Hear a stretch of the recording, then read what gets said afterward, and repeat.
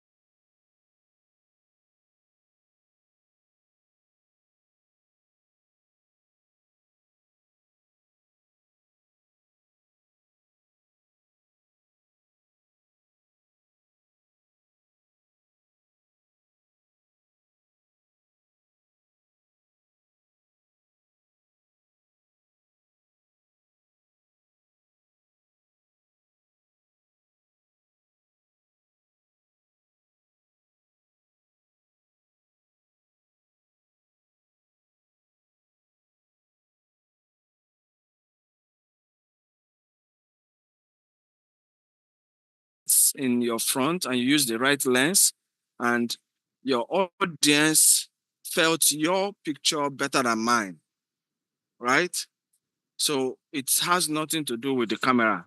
So whatever kind of camera you have, you can still use it. All right.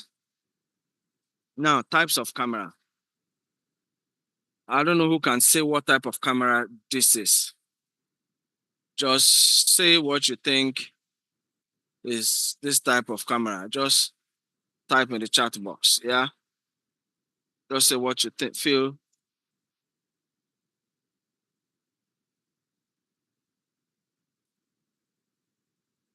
You cannot hear me. Can you hear me now? Okay. All right. Sorry, that was old news. DSL camera. Amazing. Amazing. Amazing. Good. DSL camera. So there are several types of camera. I'm happy that at least some of us get the gist. Now we have the smartphones. Your phones have cameras, right? There are some smartphones now that so many people keep saying that they can film with their camera. No, no doubt, no doubt. It's good. You can film with your phone, right? You can film, but there is this much your phones can do. Because I come to understand that there's a film in Nollywood, Avengers,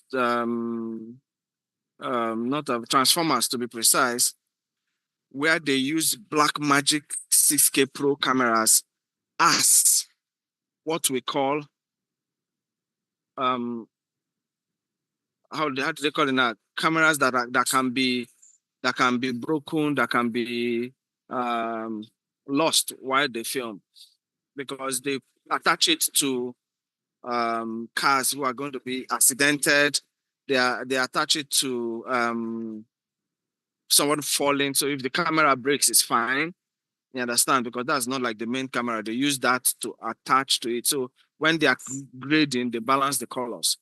So yes, you can use your smartphones to take some shots and put it and add it to your film, and it works. Now they have compact point shoot. I think this is usually for travel photographers. Just put something small, not professional. Just take something small where you go. You take some pictures, and then you're good. Then we have the bridge cameras. This is something that sits between the compact and the DSLR. They are big and strong like the DSLR, but not the DSLR because their lenses are not interchangeable. And I noticed there's a Panasonic Z1000. If you check, it's a 4K camera, but it has one lens. It can zoom from I think 15 to 200 mm. I think so. And we have action cameras. What you see there is a GoPro. What is there is a GoPro where you can use it and run and walk. And when we get to lenses, I'll tell you why wide lenses are mainly used for action cameras. If you know, you can answer it there so that I know I owe you one. Yeah. We have interchangeable lenses camera. Now, there are cameras that are interchangeable in the sense that you can remove the lens. If you can see what I'm doing, this is a camera, right? It's attached together. But in no time, I would separate it. Now you see this is different. Is this is this is this a mirrorless camera? Watch clearly. Is this a mirrorless camera? I hear a lot of you shouting, yes, yes, yes, yes, yes. That's good. I like that. I didn't come with my other camera. I would have shown you uh, another option so that we'll know which one is a mirrorless or not. I beg to differ, you saying this is a mirrorless camera, because if you look here, I don't want to touch it so that I don't. If you look here, this is a mirror inside there. Can you see the mirror?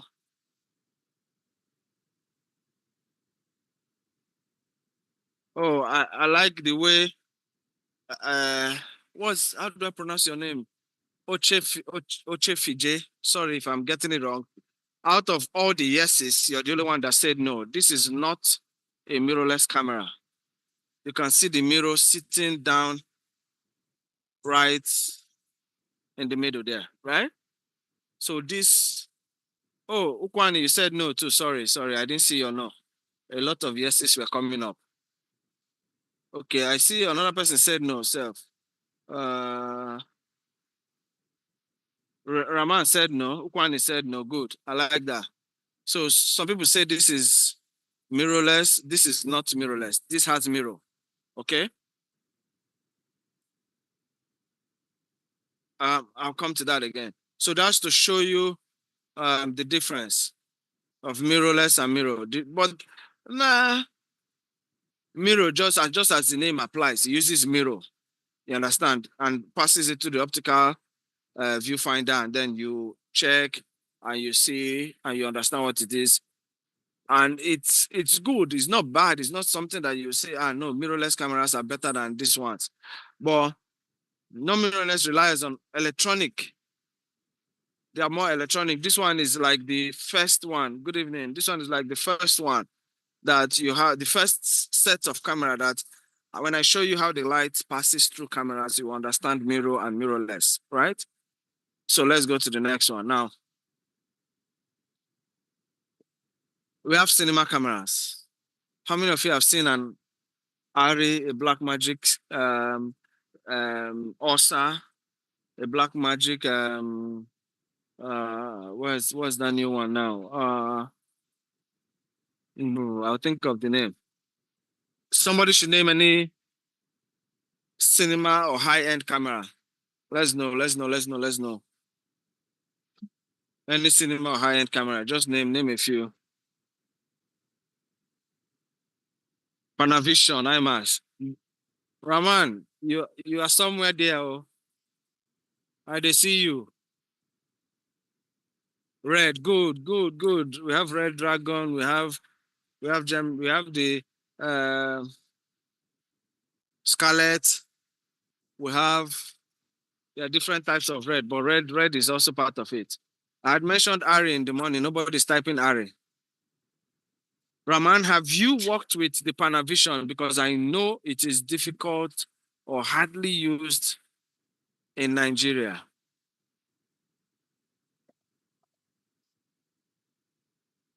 Unless probably persons from outside came in here to film. Just let me know if you have worked with it, because there's a particular question I want to ask to that regard. Any other person? Gemini, Blackmagic Gemini 5, yeah, okay, good. It's like they are going online to search. Please search. I want you to search. Don't think that I'm afraid of you using AI. Go and search so that you will learn. It's a part of learning. Hmm? Don't worry, the time is coming, you'll find one to watch. I haven't worked with actually. I just know cinematographer that I look up to that use that. Are they in Nigeria, Raman? Are they in Nigeria? I doubt if they are Nigerians. If they are, please let me be sure if they've shot in Nigeria with that film. Oh, I just said it. They're international cinematographers. Good. So exactly. But if I tell you that camera is like old school, I hope you know it still uses tape. It doesn't use this our SD card and stuff like that. It uses tape. Do you know that you should know that, right? And that camera is used to shoot some of all these blockbuster movies that we're watching. You see, so I try to tell people I know they've made some high-end cameras a little bit easy, red and all that for us to watch and say, okay, yeah, let's use it and manage it. But I hope you know red has meshed or bought over Nikon. I'm not really sure about the story, but I know they have a camera now, Z something, Nikon Z something, which is red. And I hear that it's a very good camera. It's cheaper than the Sony A7 III or the S series and FX. And I hear the picture quality is better. I'm not here to advertise for them. I'm just trying to tell you what my colleagues have said too. So I don't know if any of you have used it. So these are the different types of cameras. We have the drone. Of course, drones are used for aerial views. There are sometimes you use drone for some different kind of panning and tilting. If you're very good, you understand, and some moving and pushing in and pushing out types of shots. They have broadcast cameras, those ones that have the teleprompters in front of them or by their side that you can use, right, to give news and all that. Those cameras are also good and very good. Yes, and the cameras that Raman mentioned are part of film cameras. They are analog, right? They're analog. They still use their photochemical films to shoot, and they all have anamorphic lenses, and they achieve shots that even some of these our DSLR high-end cameras may not achieve. So at this point, I need you to really, really know, because we are going to choose the camera now. So before you choose the camera, please don't come here and tell me it is my camera that did this, my camera that did that. No, it is you that did it, because the camera is a tool in your hand. It is you that determined that. So if you want to remain at the beginner, let's keep using your smartphone and let's get some of all these um, travel cameras, some of all these other phones, smaller camera pieces that you take pictures with, and then you go. Yes, you can also use even DSLRs. You can also use mirrorless cameras as part of beginners. They have Nikon D50, 500. They have Canon Canon Rebels. They have 7D Mark II, 5D Mark II, Mark III, Mark IV. I hear Mark V is even out. So as you start talk of Canon C, the C series begin to come into play. So when you want to film a documentary, you can also use a mirrorless camera, depending on how good you are, and depending on how your budget is, you can use the Panavision as documentary. Filmmaking, yes, you can use high-end cameras, you can use mirrorless. You can use a phone, because I know of a film that they had a scene where they went in underwater to shoot. So they used the iPhone and they went underwater and shot and used that clip just for that scene alone. So you can use a phone, but I am not sure that very high-end films would employ the use of cameras, phones to film throughout, unless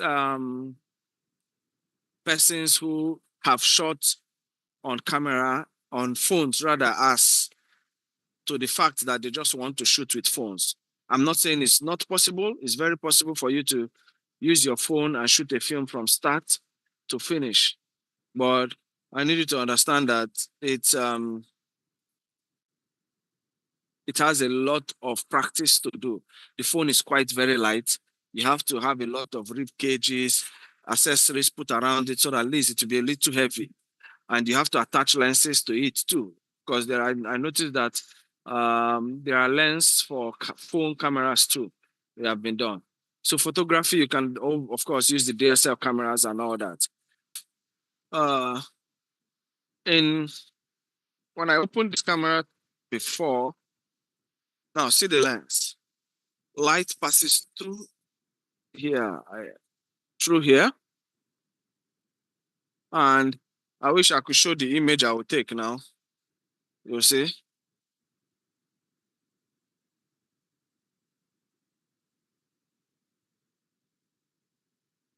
So light goes through here.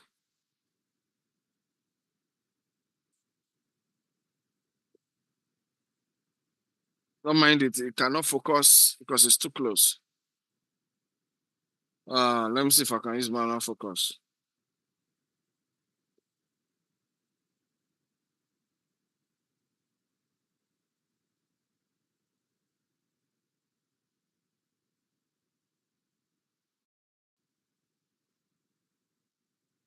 So if you can see, I took a picture of what is on the screen. So it shows you that light comes in through here, and because I have light around me, the light is coming through here. Just like the picture is showing the lens. This is the lens. In the lens, there are things, and on the lens, there is this one here. This is the focus. And because this is not a zoom lens, it has already focus puller. Has already the focus puller attached to it. It doesn't have anything for zooming in and zooming out. It has only this. I will check if there is a zoom lens. Yeah. Sorry, hold on. So with the zoom lens, you will see the two rings. This is the focus ring. They have the zoom ring. When I'll get they are getting the other lens for me, and I'll show you. They're getting the other camera. So inside the camera now, if you see what they showed you there, first of all, inside the lens already, inside the lens there are convex glasses that refracts and reflects the light that comes. So when they do that, they pass it into this mirror. Now, when it hits the mirror, behind the mirror, if you check very well, behind the mirror, there is a sensor there that's our shutter. That's the one that you see is the shutter. right? There, thank you. So there's a sensor there. Then from there, if you look up, I don't know if you can see it up here, just up here, you will see the other mirror that is up there that reflects the light. See, I'll get a clearer diagram, but let me show you the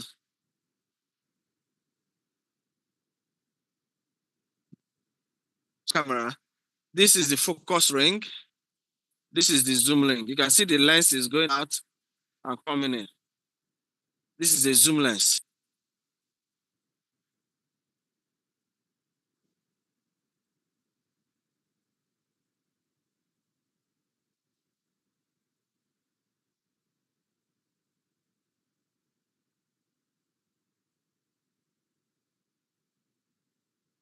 Okay, okay.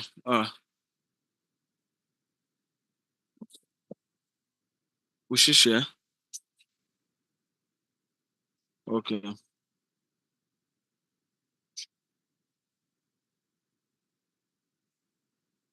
Okay.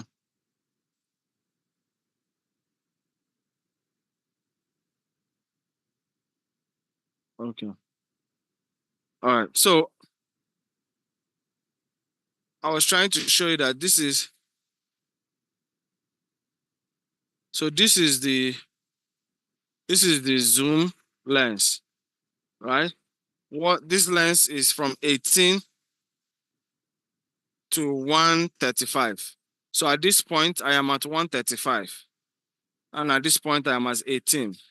If you understand lens, when you are at 18, that means you are what? Anybody? When you're at 18, that means you're what?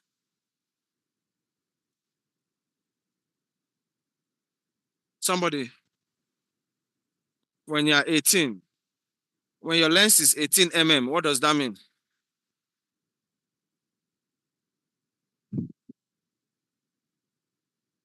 Closer to the object. Are you sure? Rahman, come to my rescue.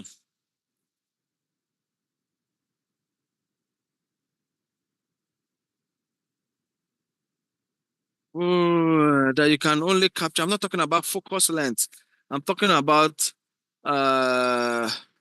yes, only subjects within 18 mm away from you are in focus. But that doesn't mean you will not capture other objects that are far off or far or closer than 18 mm. It just shows that they will not be in focus. However, what that means is that an 18 mm lens is a much wider lens than 135. True?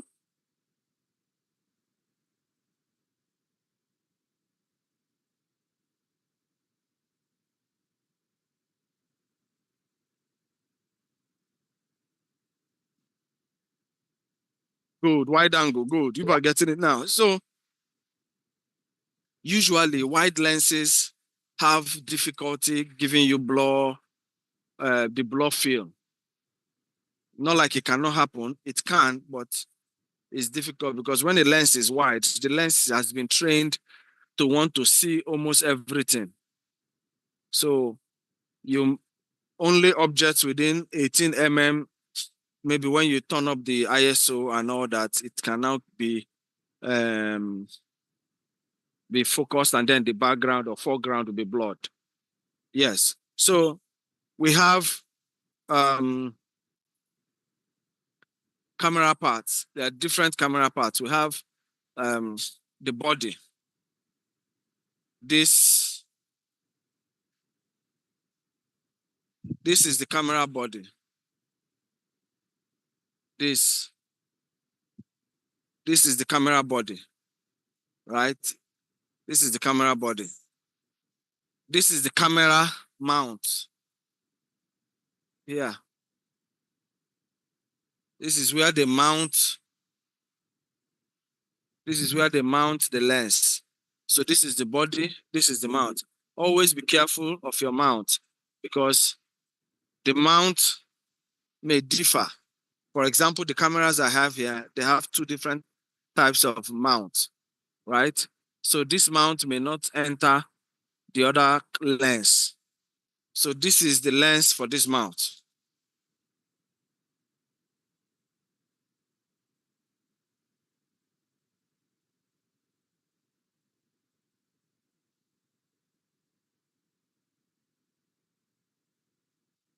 This is it. If you can still see the same thing, the same thing. The lens, this is the lens. This is the lens, right? Now, there are image sensors inside here, especially when you have a mirrorless camera, you will see image sensors. These ones also have, yeah, but if it was with a mirrorless camera, it would be easy for you to have access directly to the sensor.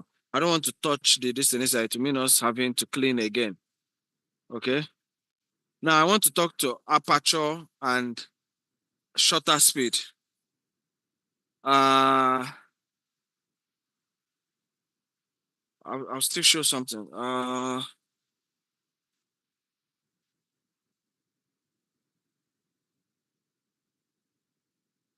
want to see if I can.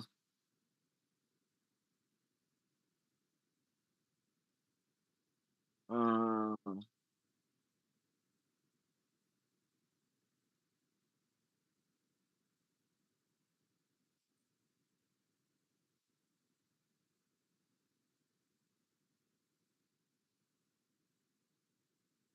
I don't know if you can see it, but if you look through here, the wider you go, can you see any difference in that lens? Look inside, look through here.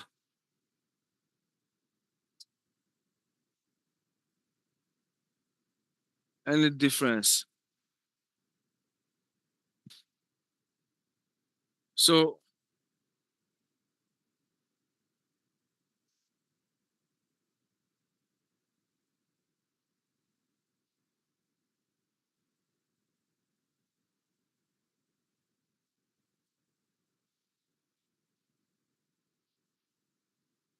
all right, thank you. Can I do it again? Okay, okay. Oh yeah, yeah. Oh yeah, yeah. Some cameras can take pictures without lens attached to it. Okay.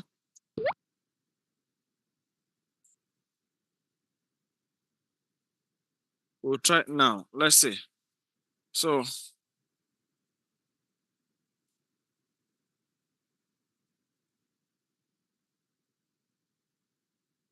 as you see how small the hole is when you go,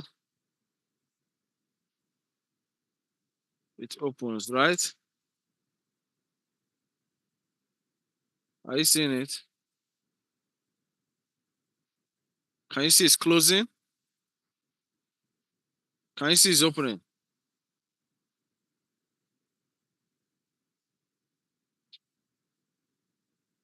Oh yeah, you can see it now.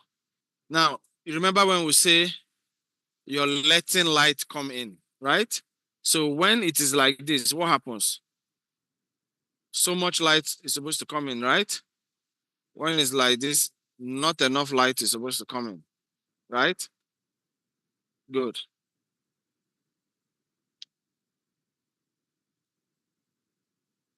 So shots without lens. I put on the camera now without lens. Let's see. It took a picture. Did you hear that? But the image you're going to see is all white. It's not focused. It's all white. If you can look at the picture it's taking, you can see what is happening. It's all white. There is no image because the lens did not direct the light.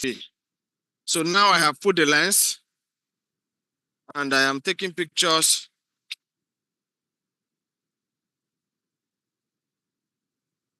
You can see the difference.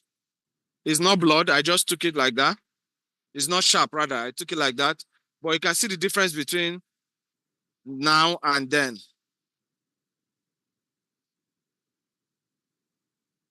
But Raman, we just did it now. We took pictures without the camera. But if you're saying that can the camera capture image without lens? I guess the answer is no. But without the lens, the camera can take pictures, but not form an object. Because when I gave you the definition, I made you realize that the camera works with light through the lens to create an image. Did you get that? Raman, are we clear on that? Are we clear? So that I can move on. So the aperture controls the light that comes in. Together now. Now, I really don't know how to know if you can see the inside.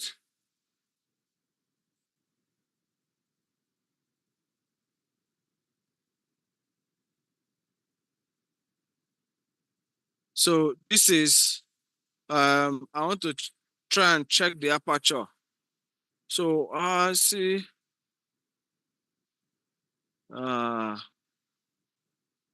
I wish I had a cinematic lens. I would have just used the aperture there and open it.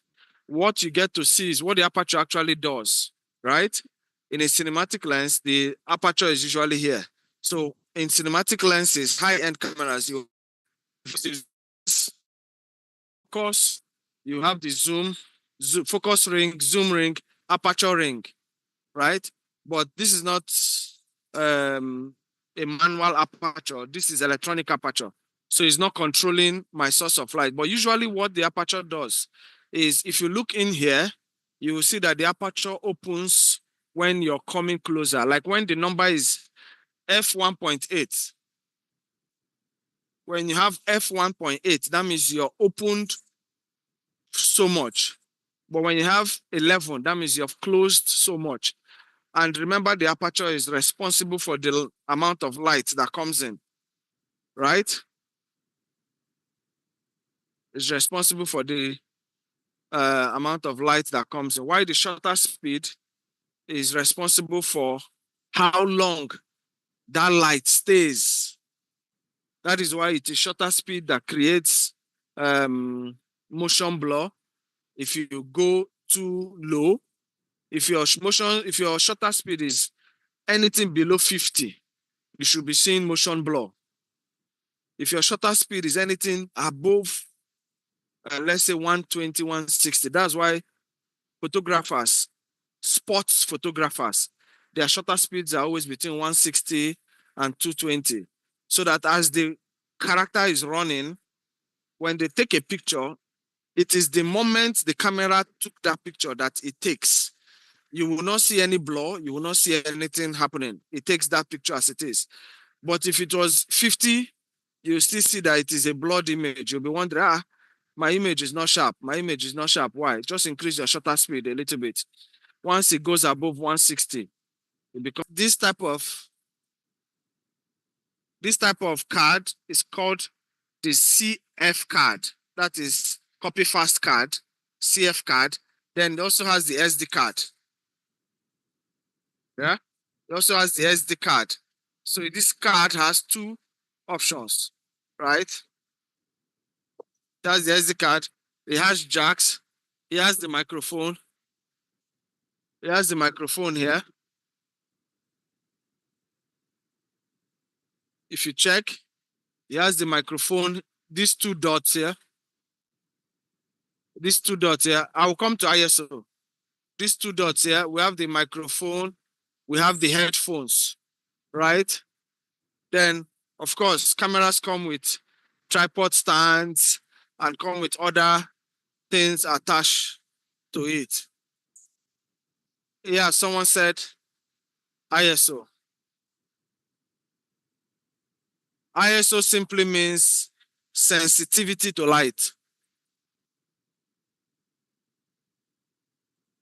ISO means sensitivity to light. How sensitive is your camera to light? What that means is, I don't know if you can see this.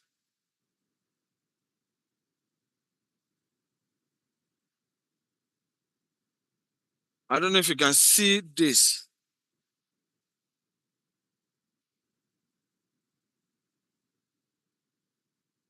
I don't know if you can see this. The ISO is like 200.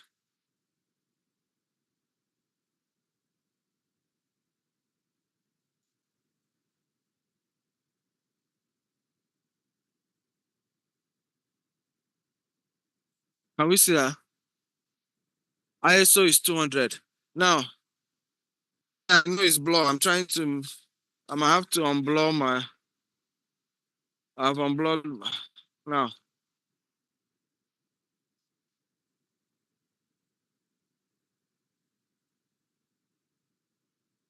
Can you see it now?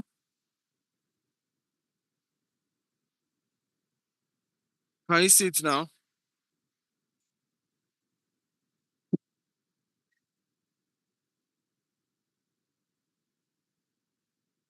Can you see it?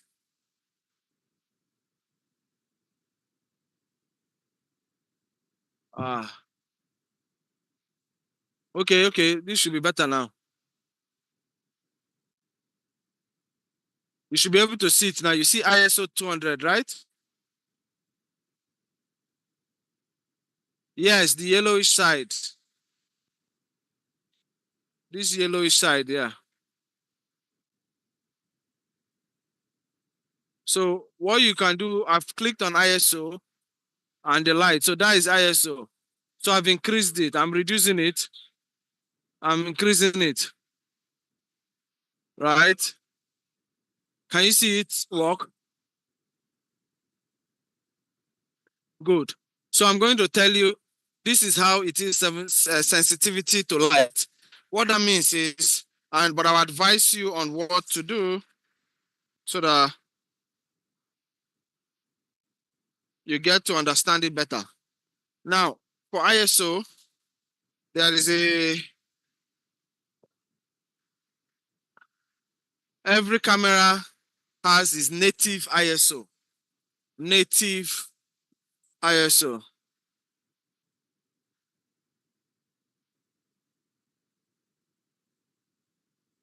Native ISO. What that means is that this is the ISO that the camera is comfortable with. This is the least. Some native ISOs, depending on the settings, can be 800. Some native ISOs can be 200, 100, 400, right? So when you're filming indoors, make sure your ISO, is within 200 and 400. I said that in the last class.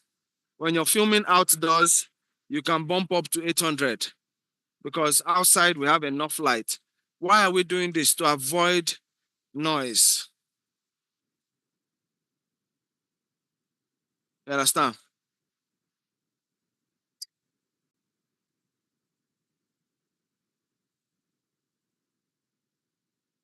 So I'm going to share my screen now. Uh, can you share my screen? Can you share my screen? Just the slide so that I should share it. Uh,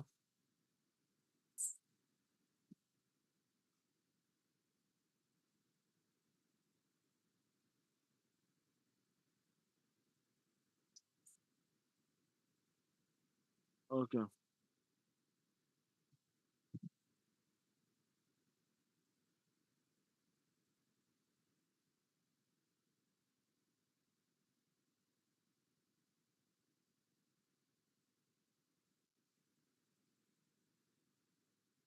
All right. So can you share? Can you see my screen now?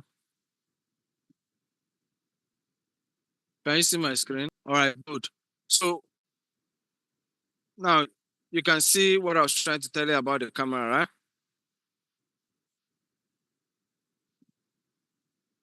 And you can see why light is key. Why light is key. You get light is key. So when light comes in,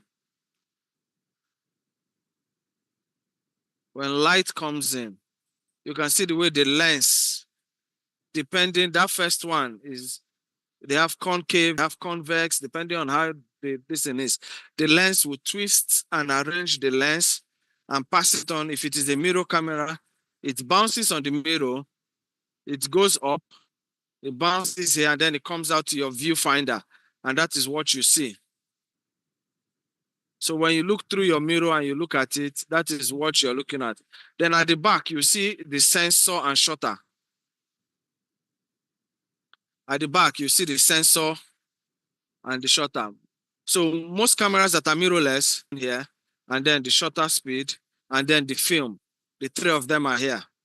That is why mostly those ones that are mirrorless usually heat up quickly and all that. Even though mirrors heat up, but you get what I mean. Now, the technical aspect of it, from light to fire.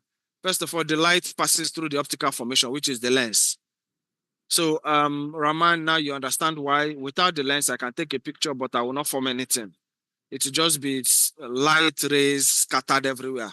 So the lens now directs the picture, image I have put to the mirror, but at the same time as it's getting to the mirror, it's getting to the shutter, it's getting to the sensor at the back. So the sensor at the back is capturing that image. And as it's forming that image, it presents it as, that is the image of shot.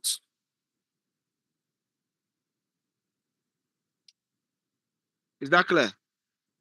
Now, for color science, several cameras have different color science. There are some cameras that are 422. There are some cameras that are 442. There are some cameras that are 444. These are color codec. This is RGB, 4 arrows, 4 greens, 4 blues. If you notice, maybe you can try it when you want to film. If you have a camera that is 440 or 420, put a blue, somebody wearing a blue cloth, right? Put him in a dark space. Somebody wearing a blue cloth, somebody wearing a black cloth, put him in a dark place and try to take a picture with a low light. You will see what I call video noise in that image. You will see that it is because of the blue.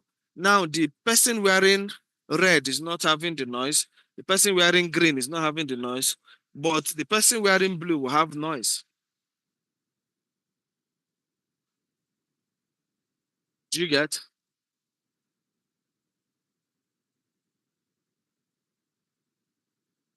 Now, when you're recording, the file has different sizes. Your file sizes also matter because so many people rush to go and film, and then you don't have hard drives to put your film inside.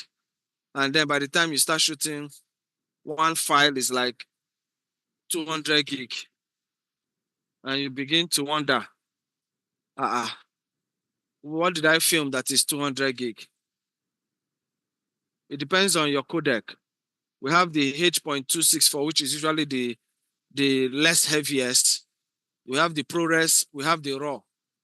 We have the Blackmagic RAW, we have the Red RAW, we have the ARRI RAW. Any RAW file you choose. The last job I did, I shot with an ARRI. One footage of 1 minute was giving me 3-point-something gig. And when I was copying the file, the person was telling me, what did I do that I'm collecting gig like this? But I shot in RAW. Now, and if you check those RAW, their codecs are large. They are like, one, the resolution. Resolution has to do with the size of the picture. We have 1920 1080p. We have 2190 1080p. We have 3 and so on and so forth till 4000 something. That is 4K, 3K, 2K. You understand? So most of us now are using 1080p, which is the normal 2K, almost 2K, because it's 1.1920, which is almost 2, right? So if you are filming in a high resolution of about 4,000 by 3,000, your image is first of all very big, right? And then by the time it's very big, if you're shooting 444, it is capturing enough details. It is capturing all the shades of red, all the shades of green, all the shades of blue. So when you compress the file and record, by the time it gives you 1 minute, that is like 2 gig or 3 gigs of recording. Now, why we choose lenses? Now, lenses are very key. They tell a lot of story, right? We have what we call the anamorphic lens. Has anybody seen the anamorphic lens?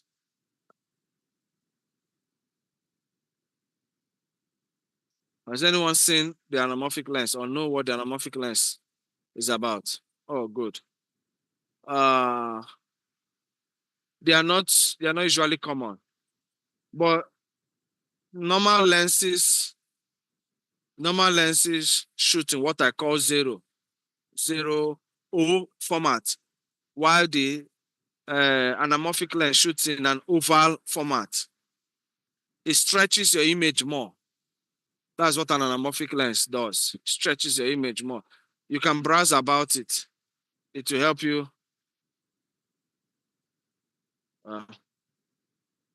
Can browse about it. That's the name. Sorry, there's supposed to be an O here.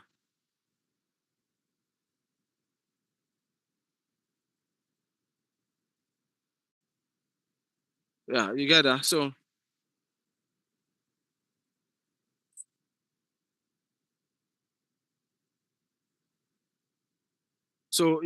the lens you choose. If you remember earlier, somebody was telling me, do we have can we have blurred background, especially when we're using wide lenses?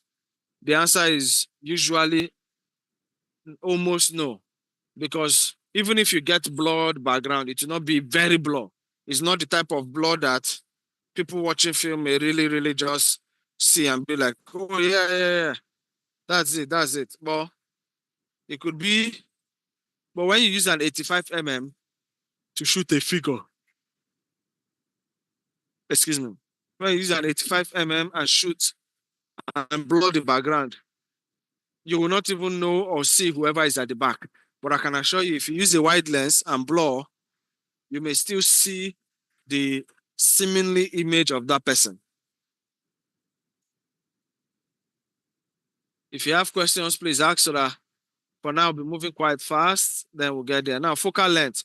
Um, just like Raman said, when you have an 18 mm lens, the focus is usually around 18 mm. Not like it cannot go back, it can go back, it can come forward. But note that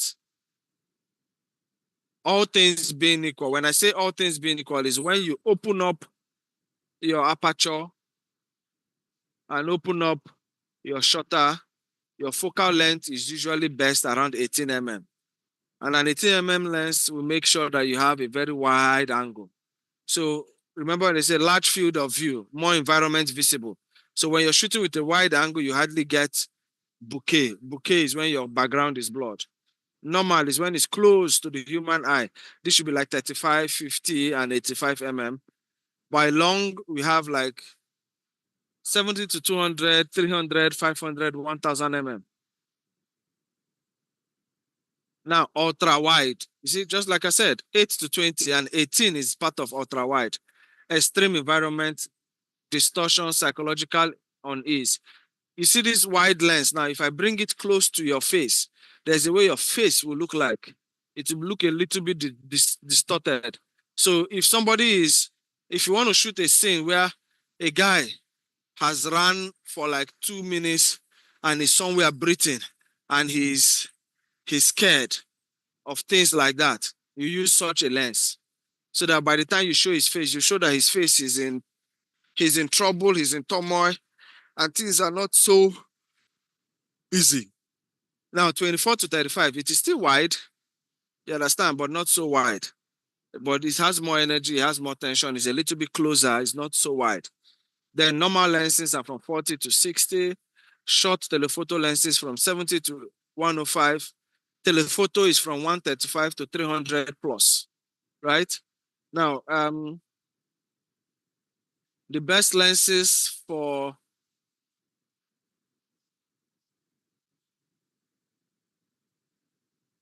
Okay, 20 mm. What happened to 20 mm? Nasiru? What happened to 20 mm? The best lenses you can use for CUs are 50 and 85. Most people use 35 mm, depending on the situation, but mostly 50 and 85. Remember, I was showing you prime lens versus zoom lens. In the prime lens, you have only one ring, which is the focus ring. But in the zoom lens, you have the zoom ring and the focal ring, right? That's just the difference between the prime lens and the zoom lens. Major difference. But there are the other difference. The prime lens has a steady aperture and has better low light performance. Why? Because when you zoom, your aperture changes your aperture figure changes. Because when you move from 18, like this camera I have, if you're at 18 mm, your aperture is at what did they where did they put it? Where did they put it? Sorry, hold on. There's no battery in this one. Okay. Now I know it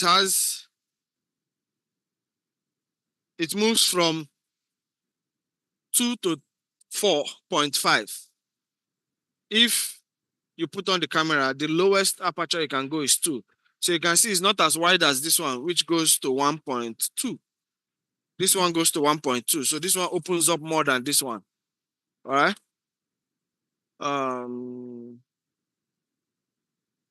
And zoom lenses are not always as sharp as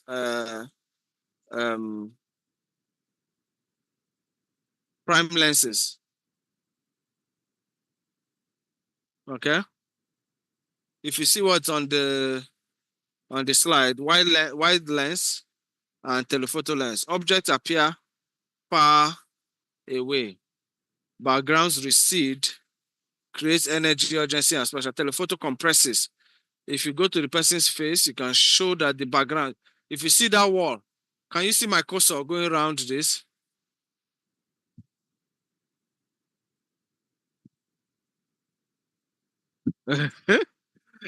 Especially when you want to capture the lion, right?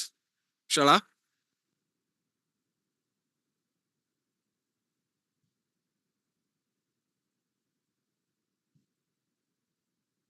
Shala, is that what you're asking?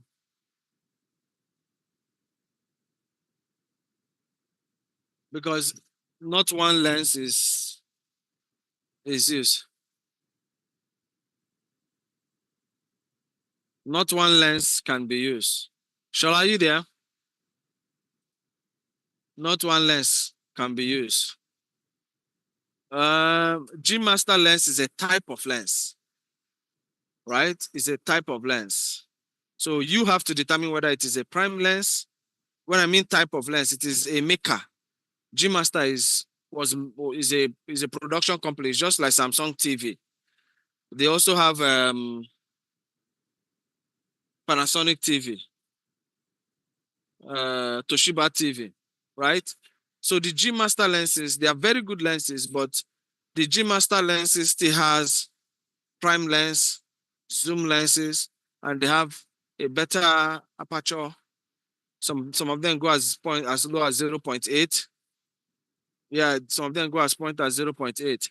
But the lens that we use for Nat Geo wide is something like 70 to 200, 300 to 500, 1,000. Some people have as much as 3,000 because you cannot go live and stand beside camera lion and say you want to use 35 mm and capture the lion about to hunt. My brother, I am not sure you will come back. So please, if that is what you're doing, if that is your job, or if that is a field you want to go into, please learn to get telephoto lenses. Learn to get telephoto lenses, very wide one. Minimum 70. 70 is even too close. Like I have a 135 mm prime lens, so you can do like from 135 to 300 and then do like from 300 to 500 and do like from 500 to 1000. So that will help you a lot, okay? Now, we have been talking about depth of field a lot, right? That means that your background is blood, just like is blood. Depth of field means your background is blood or your foreground is blood, right? If you look at the image, look at the last one that has those things that look like ninja something, something, something, something, something, like circle and all that. That is what I was trying to show you, the aperture. If you open your aperture to 1.4, it opens up to the end of the circle. But if you go as far as, let's say, 11, it becomes small like this. I'm sure this one we are looking at should be around 8, 9, 10, 11. What that image is about 8, 9, 10, 11, what we see there. Now, a shallow depth of field means your aperture is wide. That means your aperture is either at 1.4, right? And then your focal length, right, is long, so that your background will be blurred. Did you get? So that means if you want to do that, you can push the person like a little bit further, reduce it, your focal length will just capture only that image. And then when you do that, you now blur the background and blur everybody. Then we have the one that is deep focus. That is the narrow aperture. That is, you have increased your aperture. That is about 4 or 5.6 or something. And then you have a wide lens. Everything will be sharp. You understand? Everything will be sharp. Now you use it more in documentary and environmental storytelling, right? So you should know when to use it. There are some filmmakers, for the last class we had, there are some filmmakers who like showing, who want to show everything. Deep focus is this thing. Yes, this is where you are. But there are sometimes like you want to blur the background. Who can remember why we blurred the background from the last class? Who can remind me why we blurred the background of that image we saw? Why did we blur it in the last class? Why? Anyone? Good. Distractions. Distractions. So even if you are a deep focus filmmaker, please take your object to a lonely place so that you can capture him alone, so that our focus will be on him alone. You can't bring him and put him in the market and everything in the market is in focus. I wonder the story you want to tell, unless you are just trying to tell us or show us everything in the market and our focus is not on him alone. Our focus is on everything in the market, right? So I've already taught you this fast and slow lenses. Now, when the lens is at 1.4, 1.8, so much light enters, right? And it creates the blur I was talking about. Then when you increase it to 5 or above, now you limit the number of lights, then you have less bouquet shots. So many things are in focus. Now, close up. They said 85 mm to 105 to avoid facial distortion and achieve flattering, intimate portrait. Now, this is also good, but I also need you to understand that you might be filming inside a room and you don't have space to put your 85 mm and get a CU. Usually a CU is from the breast up, right? From the breast up, a good CU is from the breast up. So it's better you can also use a 35 mm to do a CU. You can also use a 50 mm to do a CU. But like I said, the best is a 50 and 85. But when you're inside a place that is tight, this is what you do. Then wide shot, of course, 24 to 35 can give you a wide shot. Medium shot, 50. Then emotional tone, wide. You can use wide and then know how to play with it. And we're going to have time to film. We're going to film. Now, drama. you can use 50 to 85. Action, wide lenses more. Horror, wide lenses. Documentary, zoom lenses, and photo lenses. Now, professional lens kits. Now, basic 24, 50, 85. If you have these three, you're good to go. I don't have these three. I have 35, 50, 135, 70 to 200, and 300. That's what I have. Now, my colleague has 85 and he has 18 to 135. So he is good to go. Now, they have starter kits. Starter kits are 18 to 55 lens. It's everywhere, and they have the one 50 to 50 I still use this one sometimes. So these have still low light. They are still good. So don't break the bank. If you have any of this, go out there today and do something. Now, exposure. Now, the exposure triangle. We have the aperture, we have the shutter speed, and we have the ISO. If you can see my end, you will see video noise. Video noise happens when ISO is too high. All right? But there is a way you need to mix this to now control light quantity and depth of field, controls exposure time and motion, control sensor sensitivity and noise. So if you have a noise in your image, ISO is the problem. Right?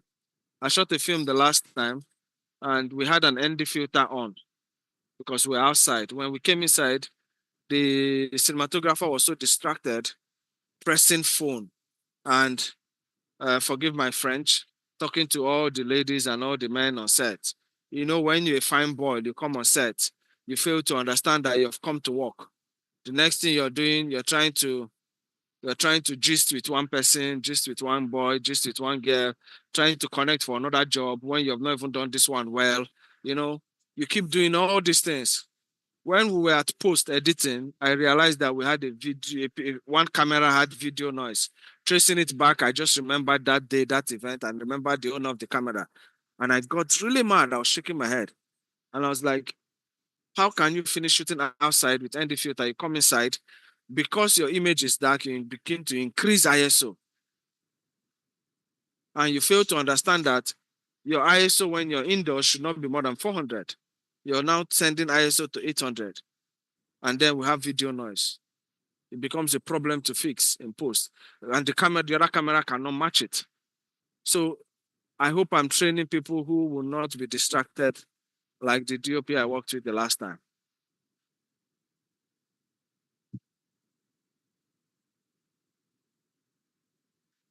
So some of you have been asking me, what is Aperture? This is what Aperture is. I've talked about it so much, I'm not going to dwell on this. Take your time and read it. Just know the Aperture allows light and depth. So anytime you're doing anything depth, some people use shutter speed for depth. Yes, but don't do too much of it. You start looking too sharp. Don't do too much of it. Just let your aperture do the depth that it can do. And if it doesn't work,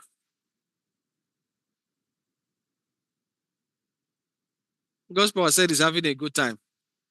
Hey, I'm glad you're having a good time. I hope you're learning too.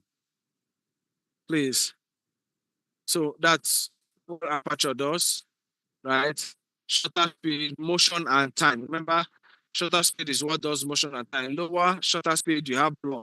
You see what it does? At 30, you have blur. When you go up, the blur goes. And when you're filming, make sure your shutter speed is twice your frame rate for smooth and clean pictures. If you're shooting at 30 frames per second, your shutter speed should be 60.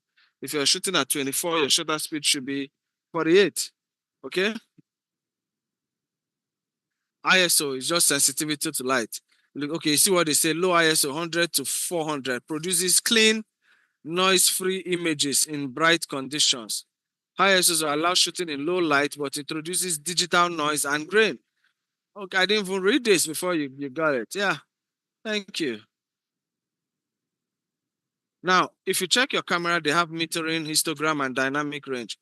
Dynamic range usually doesn't show on your LCD frame. You understand? It doesn't show on the LCD frame. That is, but you get to know because when you open the dark areas of your picture, you will just see only black. You won't see the details of the black. Maybe let's say there was,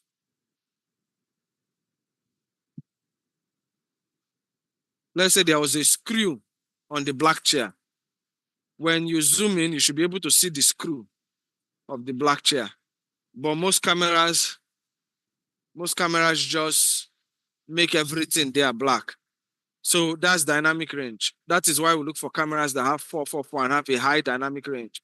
You see, the histogram is something that is like, I'm sure we all know what a histogram is. Please tell me you know what a histogram is. I don't know how to describe it right now.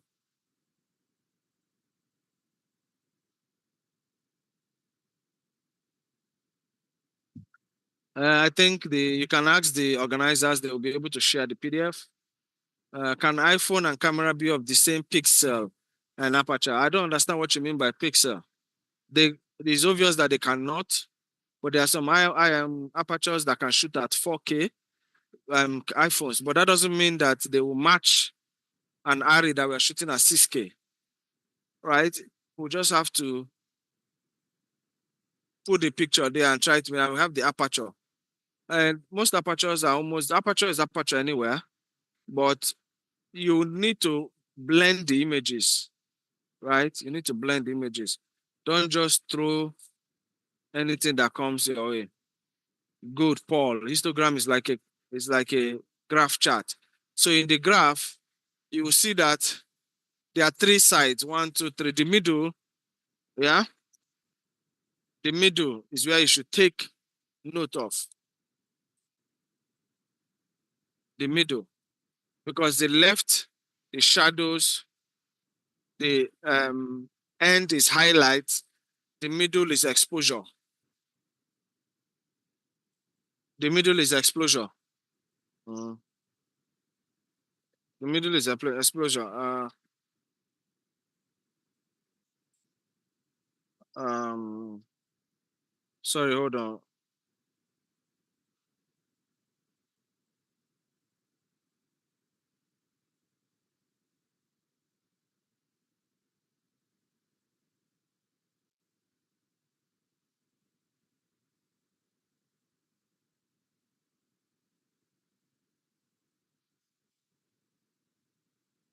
Yeah, all right. So that's it. So the metering is just shows you some things that you have to know: exposure, um, um, white balance, all this is there on your camera meter and all that.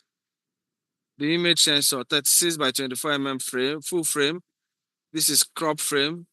This is there are different types of sensors that they crop it. What that means is if you put a lens, the lens it crops it. We have the sensor. Now this sensor talks about the resolution, how large your video files can be. Then noise performance, how good the noise can be. Then roller shutter, how fast it is. Different cameras, these are just specifics. All these ones I need to show you why we work. For those of us who will be part of the film we are going to shoot, I will show you what it is. We have manual focus, we have autofocus. Please, when you're filming, don't use autofocus. Use manual focus. Please, when you're taking pictures, don't use manual focus. Use automatic focus. All right. We have other types. We can rack focus, you can pull focus, you can hyperfocal distance, you can front back focus. These are just cinematic styles added to how you shoot, right? White balance and color control. Yes. Now, white balance, don't use auto, please. If you're filming, don't use auto so that it doesn't adjust anytime you go into somewhere else. Your pictures will be looking like aliens, right? So now, white balance manages your colors and your color field. If you want cold colors, you go down to from 7,000 down back to 2,000. From 3.2, we have warm orange colors. 5.6, we have neutral. From pause 7 to like 5, we have neutral. You understand? So it means a lot of things. It means morning, it means afternoon, it means night. If you cool down and arrange it well. These are automatic mode of shooting. We have auto mode, program mode, aperture mode, shutter priority, and manual mode. I always shoot in manual. I advise that you do the same too. I have already talked about the frame rate and recording, and we have said you can do 4K, you can shoot in 4K, you can shoot in.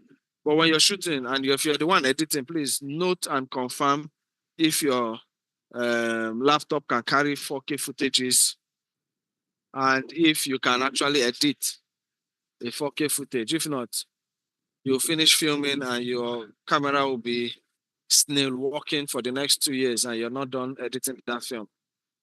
Now, I talked about the frame rates. Now we have the 24 frames per second. We have the 20, 25 or 50, please. 25 or 50, and they have 30 or plus 60. All right. They have 25 or 30. These are two different. So 30 and 60 are one, 25 and 50 are one. Now these are high frames for this, and it now moves in slow motion. Right? Okay. Then we are shooting 4K, 6K, 8K. This is called resolution. This is frame rate. 4K, 6K, 8K is resolution.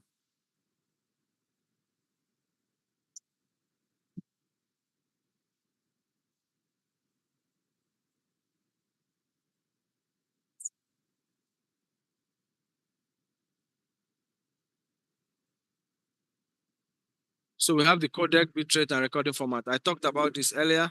We have the H.264, H.265, XAV, then smaller file sizes efficient for delivery and storage. This one. When you now go and start shooting ProRes, B-RAW, raw video files, these are large. So anyone you want to choose, it depends on where you're going. If you're going to do a film that you want to put in high-end film, always use high quality formats. All right. Now for image stabilization, many people usually say it's not good to use handheld. I said that's not true. It depends on the situation, right? There are lenses that have inbuilt stabilization. There are camera bodies that have inbuilt stabilization. You can also use while you're editing, you can also use the inbuilt stabilization there. Now you use your hand to hold it depending on the situation. Like now, if two people are fighting, I would rather use my hand to film that. Then you have steady cams, you have gimbals, you have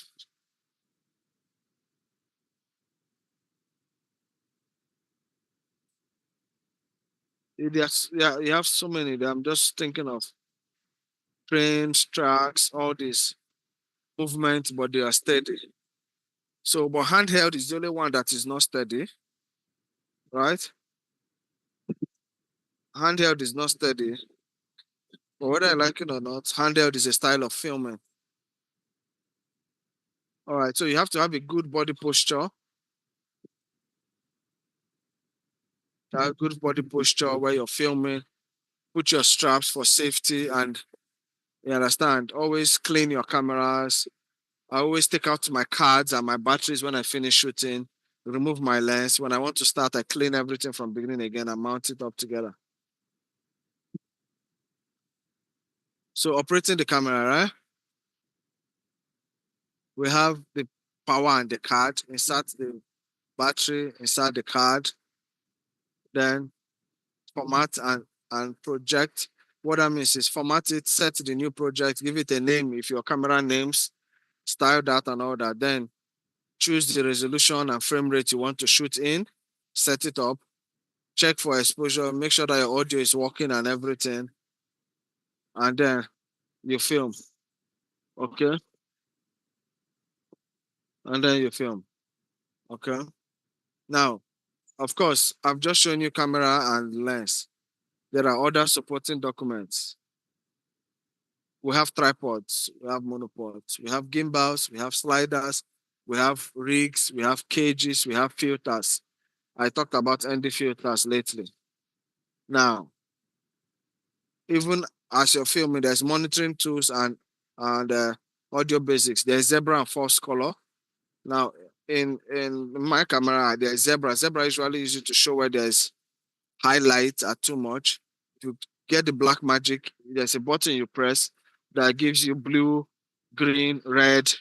You understand? When it is red, it shows that it is exposed too much. The highlight is overexposed, and then you have to reduce the highlight. So there are monitoring tools to help you have a good picture. Then they have waveform to help you check sound, especially those that have the sound recorder on set and audio meters and all that. Then the microphone, you have the lapel mic, you have the boom mics, right?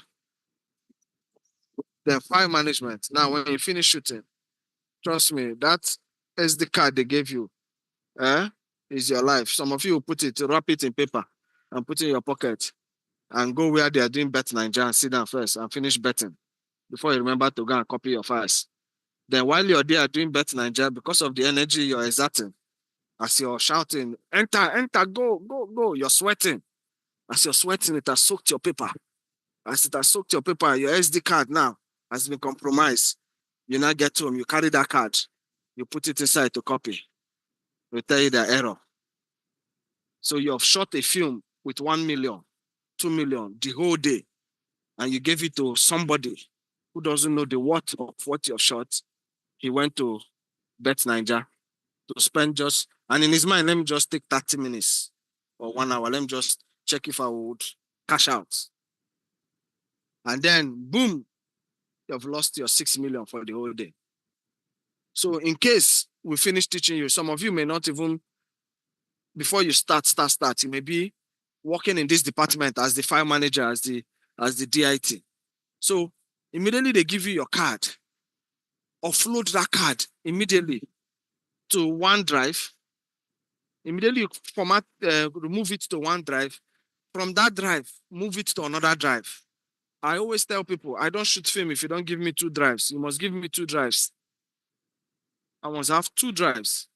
One is backup, one is the main drive.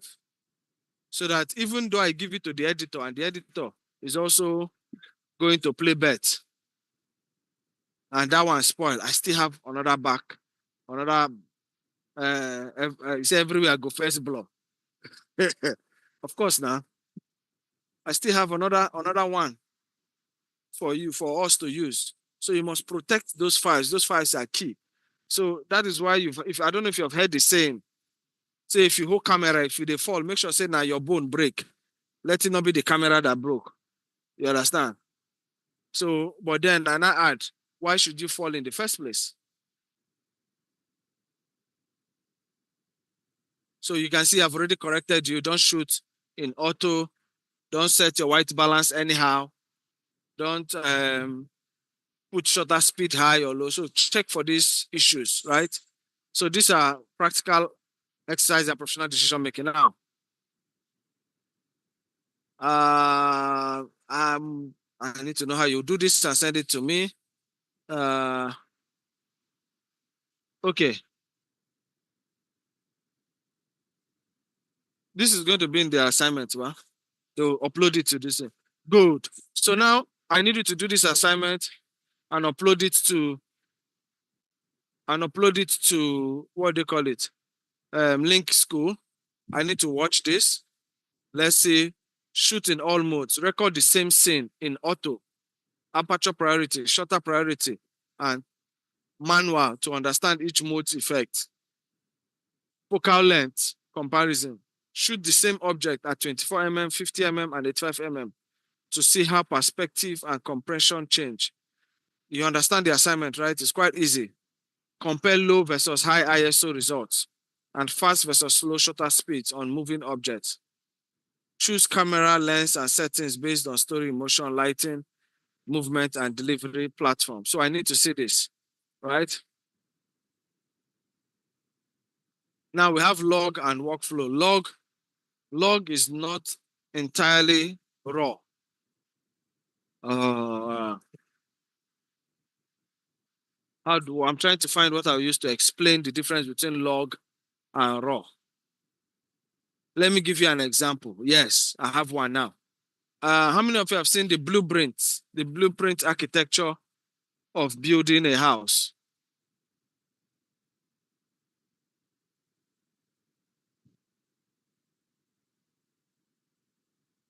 Uh, if you don't have camera, you can come to the center and you can find a friend and hire, you can borrow. Just try and do it. And you need to learn. It's for your own good. Yeah, I'm sure. Ask a friend, phone a friend, ask a friend. Go somewhere, Baba, I bet make a try. Go to any photo studio. Say, I'm learning this. I have this. Can I do this? Can I do that? I am very certain that they will let you. Good. So you have seen a plan, blueprint, and you've gone to the grass, right? Where they've not even cleared the grass to build the house, right? That is what we call raw footage. But how many of you have seen an uncompleted building that is not, the doors are not yet there, it's not yet painted, the roof is there, but it's just that the doors are not yet fixed and uh, no, the frame of the roof is there, not the roof. That is the what we call log. So for log, you have uh, limited options to work with. But for raw, you have high options to work with. You can redo some things and rebuild some things. So we have the depth and color latitude. Now for 10-bit and 12-bit recording, they provide more tonal steps to smooth gradients and aggressive color grading without banding. What that means is that if you have uh, please, those who are saying they don't have a camera, I thought I've just given you a way to try to get it. Ask somebody. Ask the center. I'm sure you have a center representative you can talk with. And then, I don't know, we talked about the first level, which is the basic learner. We talked about the phone. Your phone can give you different lens sizes. You can download an app that will take a picture at 18 mm, 50 mm. All your problems usually solved. I can give you an app. It's called Magic something, something. I have a Lumix Magic. I think it's Lumix Magic.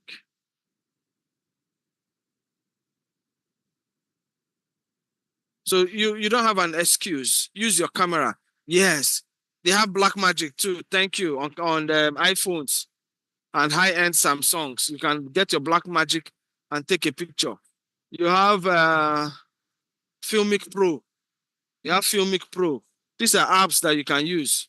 Guys, let's wake up. Let's do this. All right? Thank you.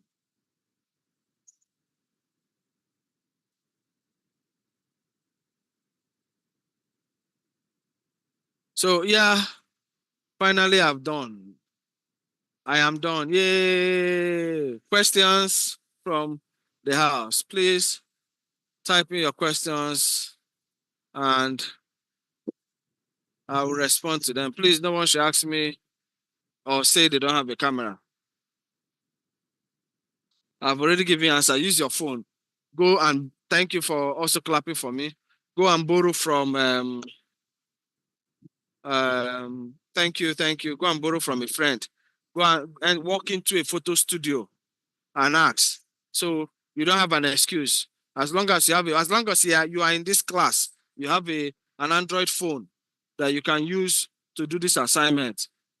Minus that, you can take a picture.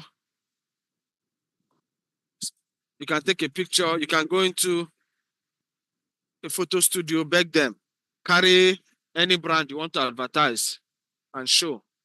I'm waiting for questions. If there are no questions, then we're good to go. Someone should tell me what we learned today, what he learned today or she learned today. You have a question, shoot.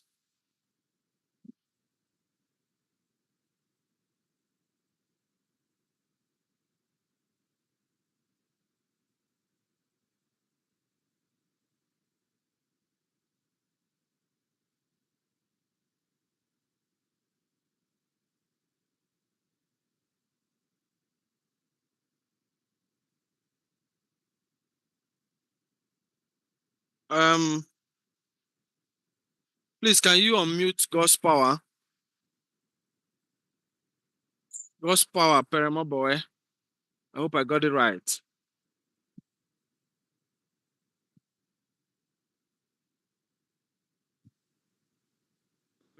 Can you hear me? Yes, I can hear you. Okay, so my question is, there's a camera I use, video camera actually. Name, So, please. Sony camera. Sonny, what? I can't really remember the phone name, All but right, Sony camera. all right, go ahead. Okay, so I used it for video to record the video, but I discovered that I don't know the setting that I was supposed to touch, but whenever this person is moving, there is kind of this motion blur or something like that. So I wanted to know what could be, though I think you mentioned it, but I want to be like more clearer problem and then the solution to it. Okay.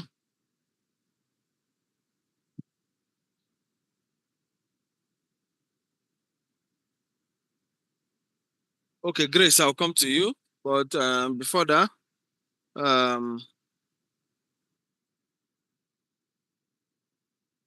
Gospel, well, there's one problem that we have as filmmakers. We are always fast, and we think that the camera is like us, and we think that we are Superman, and we think we can get everything. When you're doing an event style videography, right, you need to understand that your light changes, and you're working with two functions or three functions that affect light: aperture, ISO, shutter speed. These three functions affect light. For ISO, I need you to understand that once you're indoors, you can never go above 400. For ISO, once you're outdoors, you can get to 800 because it is more sensitive and there are more lights. Good. So your problem is between your shutter speed and your aperture.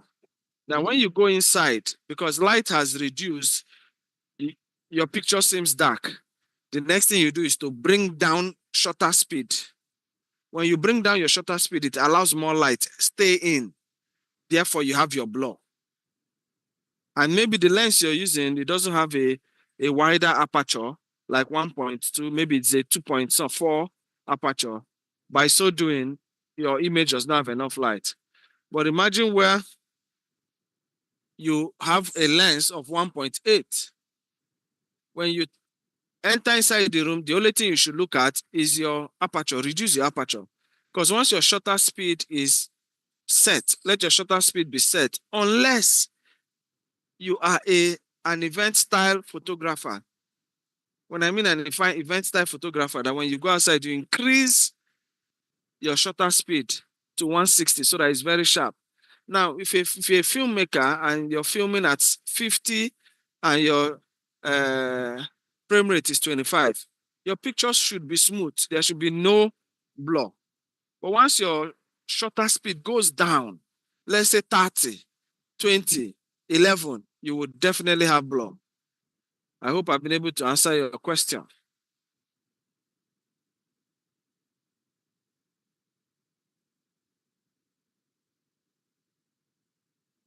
Grace, yes, of course.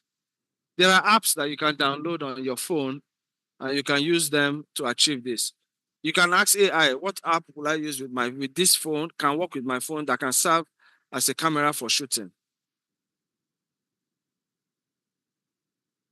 When you say different modes, explain, you mean like aperture priority? These are auto mode. When you set your camera to auto, it will ask you whether you want aperture priority, shutter speed priority, or ISO priority. When you do that, it will be changing ISO in sensitivity of your light to give you a picture. I think that is all right now for today. If there's nothing, somebody's coming. When does the practical class begin in Lagos? I know that we are going to try to go from one region to the other, but not now. For now, we are doing practical classes in Enugu. For those around Enugu, you can come. Then you talk to the admin, and they would respond back. But I know that we are going to do regional, so definitely we may get to within or around Lagos, and we'll have that practical session with you. Is there any other question?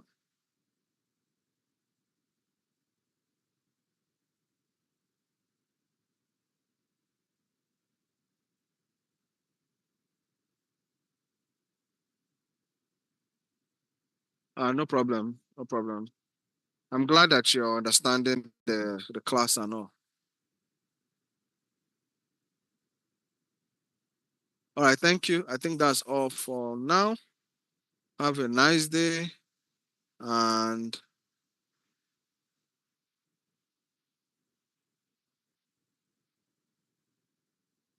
good night.